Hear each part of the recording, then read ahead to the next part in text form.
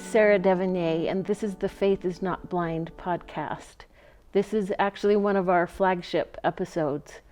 And for this episode, I thought it would be interesting to interview someone that I know quite well. And it's my husband, Eric Devonier. For this podcast, we want to explore issues about faith and about questions, about doubt. And Eric, let me just ask you to introduce yourself in terms of what's your background with the church, with your testimony, and sort of related to your childhood.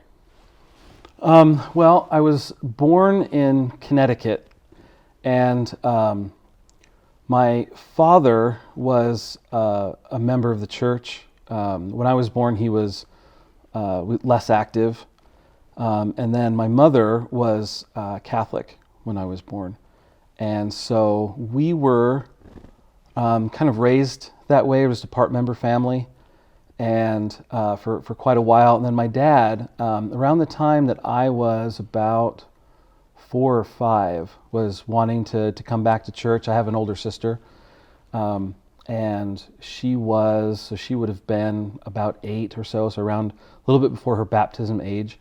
And so we started to go back to church. My mom took a few missionary discussions, and so we went to church, and started to get back into church that way. My grandparents had been active members of the church. They joined the church over in Belgium, and they had immigrated to the United States in like 1950, 1952, and so yeah, we were there just growing up.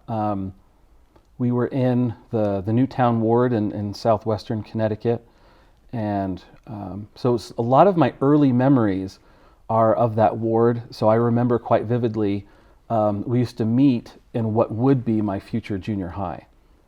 So I remember our little branch met in the choir room, and so we met there. And at that time, if you wanted to have a church building, you had to have the land, and you had to get enough money to build the building. And so our ward would sell fudge, and they would sell fudge at the Danbury Fair, and that's how they raised enough money. And they had donations too. But I remember that we built that chapel in Connecticut.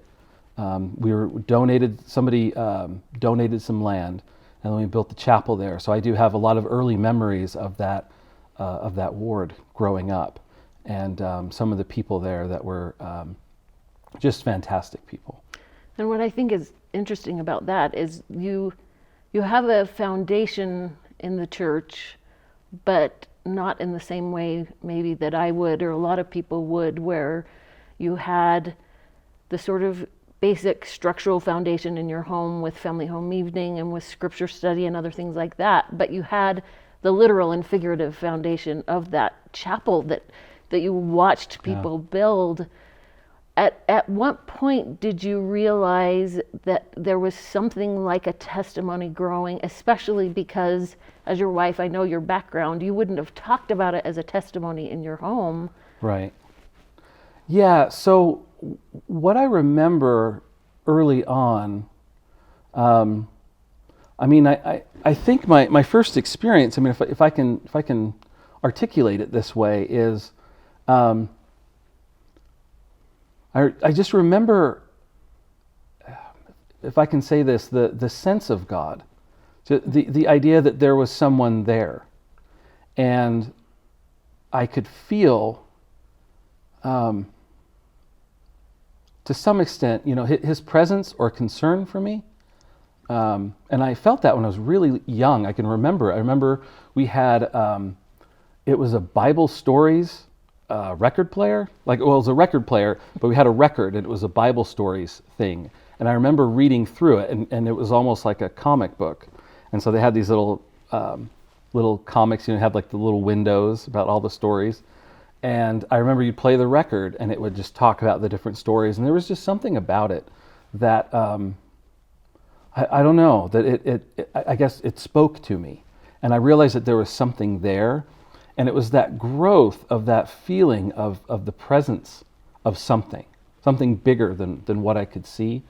And it was connected to that ward building and to my experience in the church. And so what's kind of interesting is that sense, that presence of God, I think came before that sort of recognition of, oh, it happens when I'm here. Right. Or when I'm with these people, like my grandparents who were wonderful, and like some of the ward members, the Duncans and a lot of the old members of the Newtown ward, Proudfoots.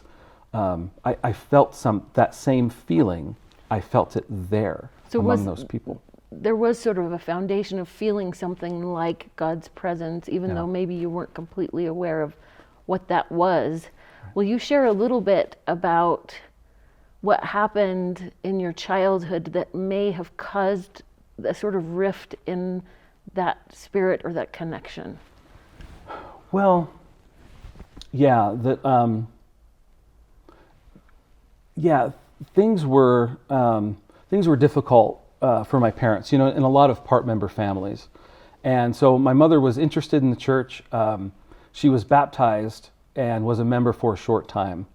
And things didn't go well, both in terms of my parents' marriage and also my mother's membership. And so my parents were divorced, and then my mother had her name taken off the records of the church. And I don't know completely what all of those struggles were about. So I'm probably about 8 or 9 around this time period. And I mean, I knew they were there, but I don't know if I was old enough and mature enough to really understand all of the issues. And so that was a challenge. And so she didn't want anything to do with the church anymore. I remember that quite vividly. My dad would come, and so he was living somewhere else, and he would come and pick us up, take us to Mutual. And so that was good. I mean, there's still that connection to the ward building, but it was also, I don't know, things were difficult, right? Life became difficult. Well, and even more complicated than that was what happened to your mom. Oh, right. And then, so soon after that, right? So my parents are divorced, and my mother, she was struggling in a lot of different ways, and then, so I am 11. So I think it was 1987. She and I, we were going to get some food for dinner, and we were hit by a drunk driver, and then she was killed. And when you consider that, when I hear that story, for me, I think, I know where you ended up. I mean, it's like a good novel. So you teach English, you teach literature, so do I. And you say, this is the climax of the novel. How in the world is that going to have a happy ending? So knowing what happened to you and that complete tragic moment, what happened to it's a sort of prodigal son moment that needed to happen, but you hadn't caused it to happen. You hadn't left your home. Your home had sort of left you. What brought you to yourself? Well, and this is the thing that I'm glad that we get to talk about, because you talk about, you're referencing the prodigal son and this idea that he comes to himself, and we read it in a parable, and it feels so quick, right? That we go from verse to verse, and so his narrative arc is really fast, right? Mine wasn't, right? I mean, it took like a decade, and I think what was hard, I remember quite vividly. I mean, I survived the accident, but I was cut up, really bad, and so physically and just emotionally, lots of stitches. But I remember one of the difficult parts of that experience is, and maybe this has been helpful, I think, dealing with students and talking to people who have been in similar places. But you walk into the mirror. You walk into the bathroom of the hospital when I could finally get up and walk, and you see your face in the mirror, and you start thinking about that presence. And you start wondering, well, where is that presence now? And it did feel in that moment that the presence was gone. The presence of God. The presence of God, yeah. So what brought it back? Do you remember a moment when you felt like either I think it's coming back or it might come back? And I like how you said in most real stories that aren't parables, it isn't like a light that just switches back on. And I think that's important, right? And that's that point about the prodigal son.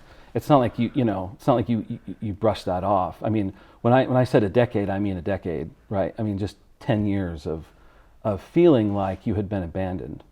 And but it wasn't all bad, and I hope that, in talking to other people that have experienced similar things, I mean, I think this is kind of similar, but that you feel it in bits and pieces. So I have my grandparents who were Mormon, and then I have my grandparents who are Catholic, and their devotion to God in both sets was just wonderful. They were just marvelous people, and my dad and my sister are of course wonderful, and you have that family. So there are bits and pieces. I remember a quote, if I can say this, from C.S. Lewis. C.S. Lewis had his mother die at 10.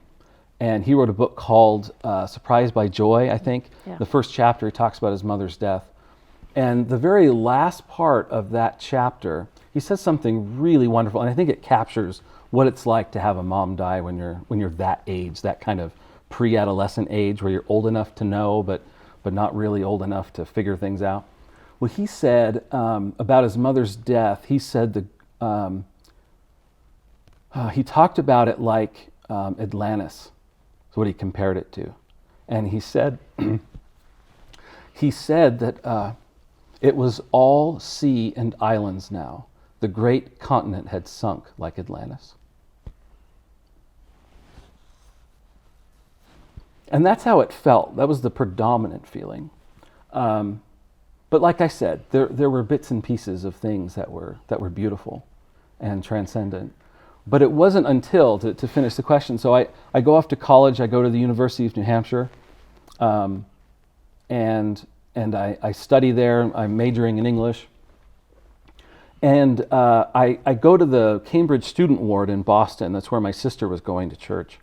And so I drive down from New Hampshire to visit her. It's not all that far away, it's about 45 minutes. And to be honest, the story picks up again with... I'm sitting in the church meeting, and the bishop says, he says, any of you who are thinking of leaving on your mission in the next few months, raise your hand. And I swear I'm not being melodramatic, but I'm sitting there, and I look over and my arm's up, and I'm going, oh, like it was like one of those moments. And it was that moment from then on, I began to feel the pull towards that presence. I began to feel, I don't know quite how to say this, but that someone was watching me. Yeah. And that someone was concerned. And that they were pulling me towards them. And then, so it just happened, just months, just thinking about it. Got in touch with the bishop, withdrew from the university and was like, well, I guess I'm doing this. and I did it and just kind of threw myself into this sort of pull that was happening. And I want to take a minute because, again, if this were a chapter in a book, I'd need to stare at this page for a minute and say, okay, wait a minute. How is this happening, and how is our protagonist actually following what this is? So how did you know what it is, and how would you describe why you followed it? Because if we're talking about how faith isn't blind, was it just these emotions pulling you? How would you describe how it felt and why you followed it? I think it's because I recognized it. From when you were a child? Yeah. And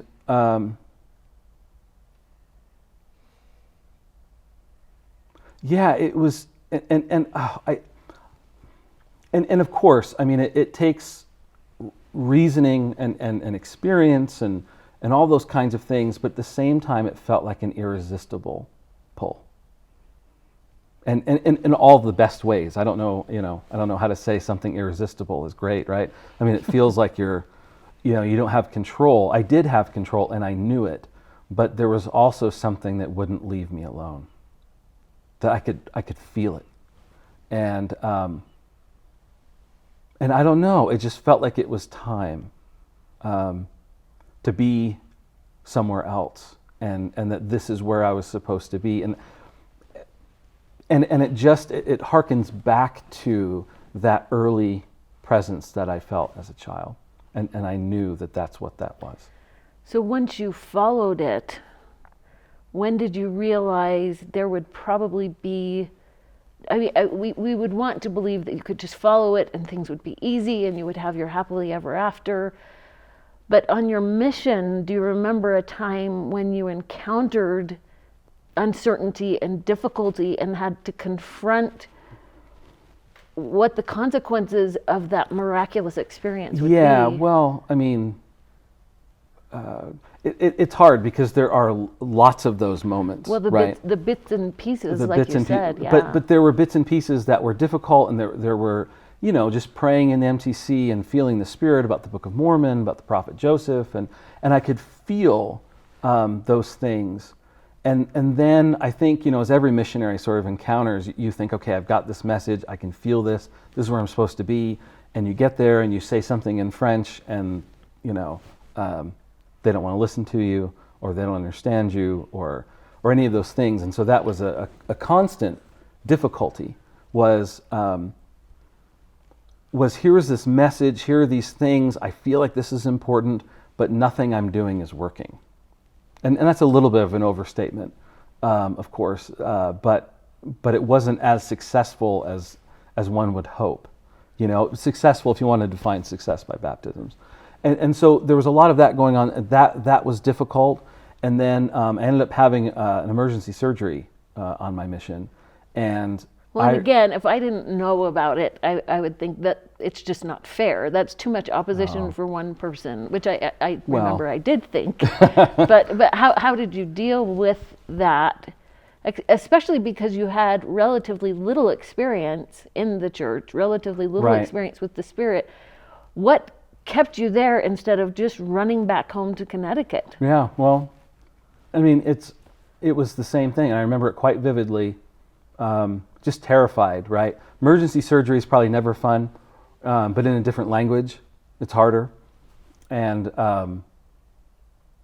I just remember my mission president coming in to talk to me, and he just said, "Look, I don't want to send you home for this," and which was great. I mean, he was always going to tell me what he thought, which I really appreciated. And I thought in my head, here's my moment, right? The get out of jail free card. that no one would blame me for, right?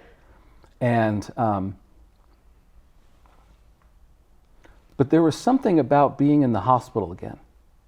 That was I hadn't been in the hospital since the accident, and there was something about being there.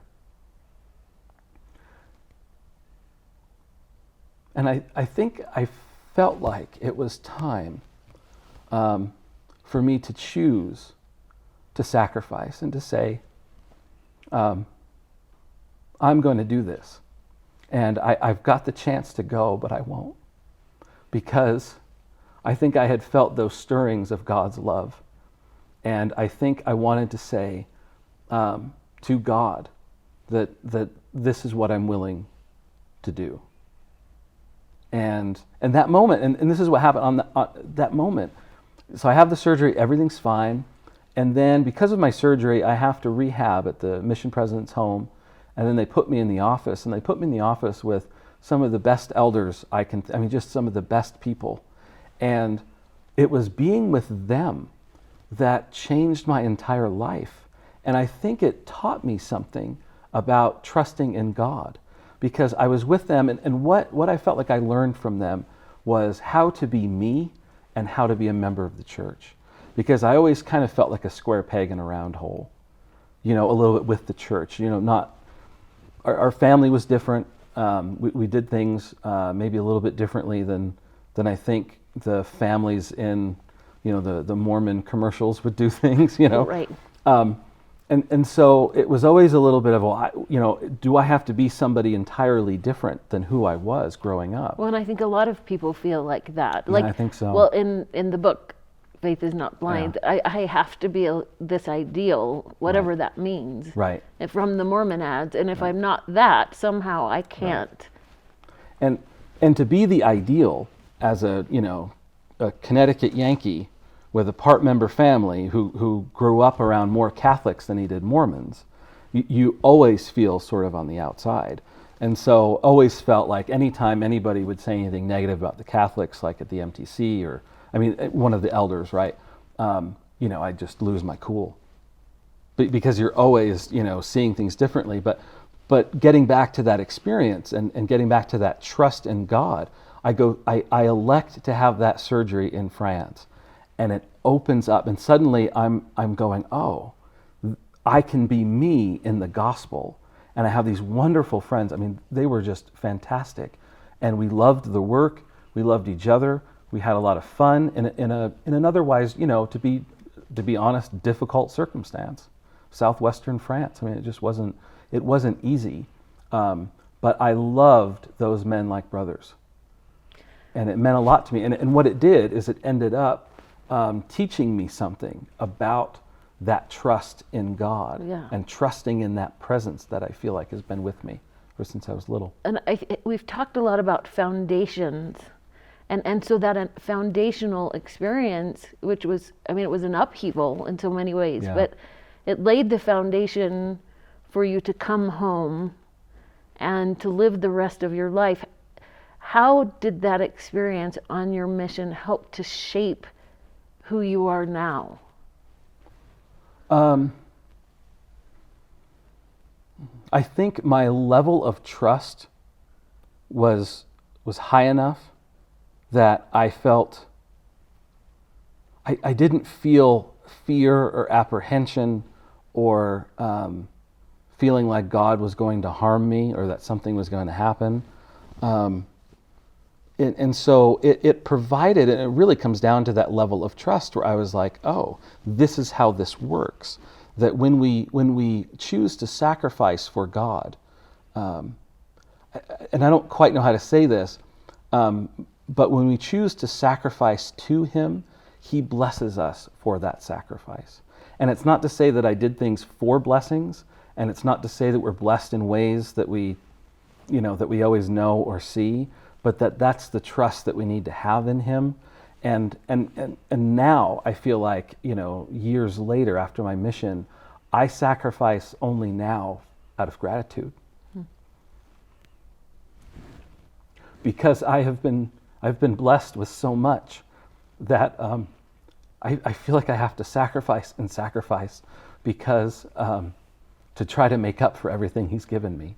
And I think it was this kind of moment. I think sacrifice is really a kind of way to cleanse your perception of what's happening.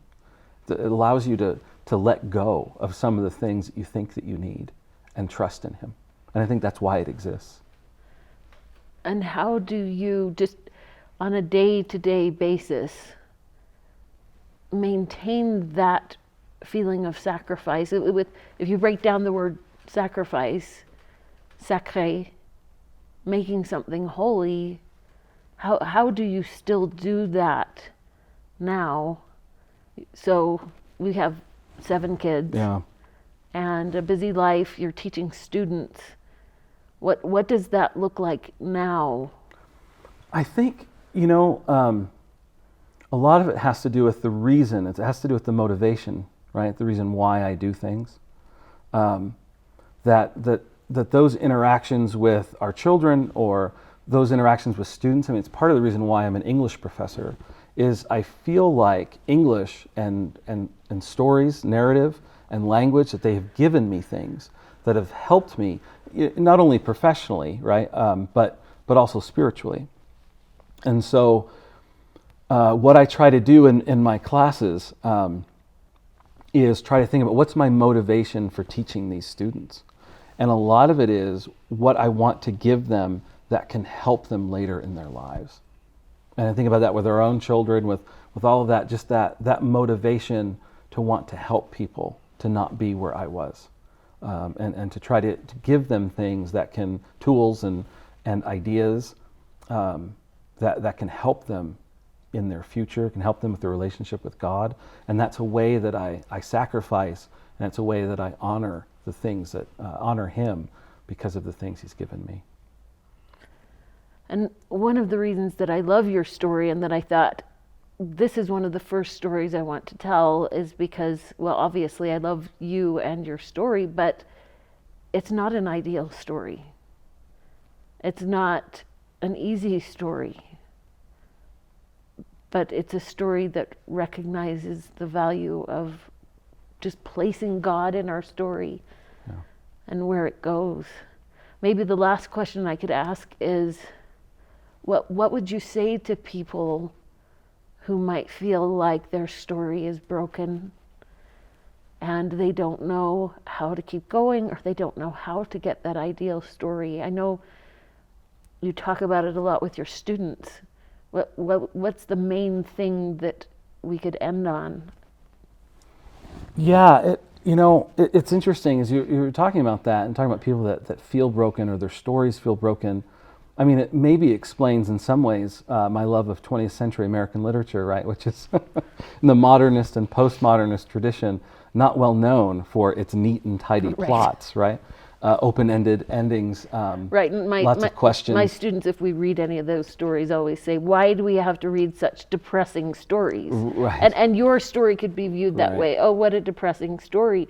But you don't see it that way. No. Why not? Well, because I think there's and maybe, I hadn't thought about these two things being together, but that interpretive process is, and in 20th century American literature, for example, you read a story, and sometimes my students are like, "What just happened?" Right? There's no meaning. There's no and thus we see at the end of it. And I think that's the moment where we can apply our interpretive skills to say, okay, so out of this experience, what could we learn from it? And I think you can see maybe a little bit of a biographical, right, connection to those stories. My students are always a little bit, why do you like stories like this? And I always tell them it's because they're all really good. But I also know there's a biographical, right? I mean, that's how I lived for half of my life and more. But so one of the things, but I think it's a great skill to say, here is this story. Here is this thing that we see happening. And we need to ask ourselves the question, what could this mean? Well, because so often, as a student, as a reader of our own story or other people's stories, you want to say, tell me what it means, or even in the temple, tell me exactly what this means. Right. Why do you think that that's a better question? Yeah, and I think too, so I actually say this to my students, is I tell them that what does it mean is the wrong question, which shocks them. And then I say the better question is, what could it mean? Because what could it mean, I think, suggests that there are possibilities. And so the question becomes that we need to figure out, well, what are those possibilities? And out of those possibilities, which interpretation is best?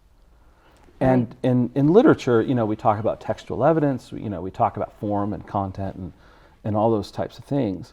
But I think there's something to be said about that question when it comes to faith. And especially when it comes to faith and perplexing experiences that we have.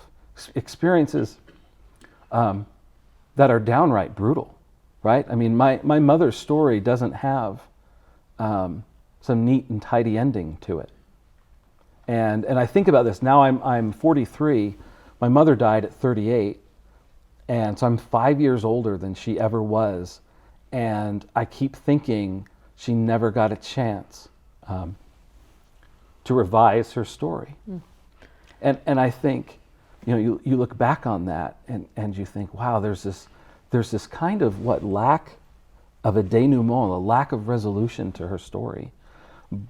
But that being said, you can still go back in an experience like that, with a life like that, and ask the question, well, what could it mean?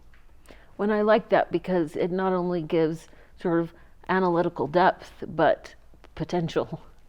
Right. What could it mean in the future? Right. Well, and isn't that right? That's what Christ's redemption does to all of our stories, is Yeah. it gives us that potential in the future of the kind of ending that we would like, right? That we may not see that kind of ending until way off in the eternities, but Christ's redemption, he can redeem us from anything that happens to us in our lives, any of the things that interrupt the story. If we choose to make him a part of the story. Yeah. Well, and that's what I love so much about your story, and I appreciate you sharing it with me and with whoever gets to listen to it, because I have faith in your happily ever after, because it's mine too. Because you're it. So thank you for sharing, and thank you for listening. This was Eric I know his name, Eric Devonier, and this is the Faith is Not Blind podcast. Thanks for joining us.